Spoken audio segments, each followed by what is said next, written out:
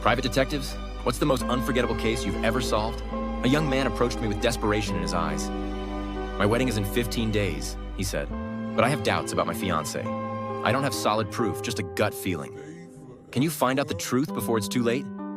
I told him, you've come late? I can't promise anything, but whatever I uncover in these 15 days, I'll share with you.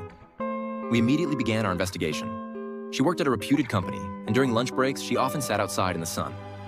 One particular colleague, a senior male, seemed to have her undivided attention. They laughed, leaned in close, exchanged glances that held a little too much familiarity. It wasn't conclusive, but it raised suspicion. We advised our client to call her frequently. Whenever he did, she ignored his calls with the same excuse. I'm in a meeting, stop disturbing me. Yet our surveillance showed she was free, talking and smiling with that same man. Something wasn't right. The next evening, we followed her. She met the same colleague at an upscale restaurant. They sat at a dimly lit corner table, their hands occasionally brushing under the table in an unmistakably intimate manner. My 35 years of experience told me this was no casual friendship. I instructed my client to call her. He did. She smirked, showed the phone screen to the man, and dismissed the call. After multiple ignored calls, she finally picked up and snapped, I told you I'm in a meeting.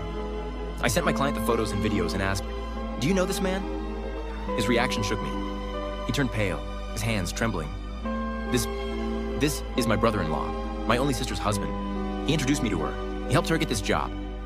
His voice cracked as he spoke, disbelief and rage mixing in his expression. This changed everything. If this evidence was shown to his family, they might dismiss it, reasoning that since the brother-in-law had helped her, they naturally had a close bond. We needed undeniable proof. For 24 hours, we watched her every move. Then, just 4 days before the wedding, my client told me she was attending a company function with the same man. That night, I gave him clear instructions. At 1 a.m., go to your in-laws' house. Wake up your future father-in-law and brother-in-law, tell them it's urgent, and bring them along. Take their phones to prevent any interference, then drive straight to the hotel where she's staying. He followed the plan. At the hotel, we booked rooms near hers, set up surveillance, and approached the floor manager. Knock on that room at 3 a.m., I told him, and say it's a birthday surprise. At exactly 3 a.m., the manager knocked. There was silence, then rustling inside. A hesitant voice asked, who is it? Room service, ma'am. We have a surprise birthday delivery. More silence. Then, slowly, the door creaked open. That was our cue. My team and I burst in.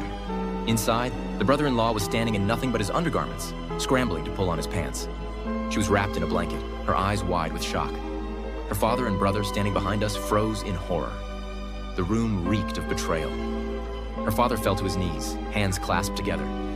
Please, he begged, turn off the cameras. I gave a silent signal to my team. They lowered their cameras, but my hidden one kept rolling.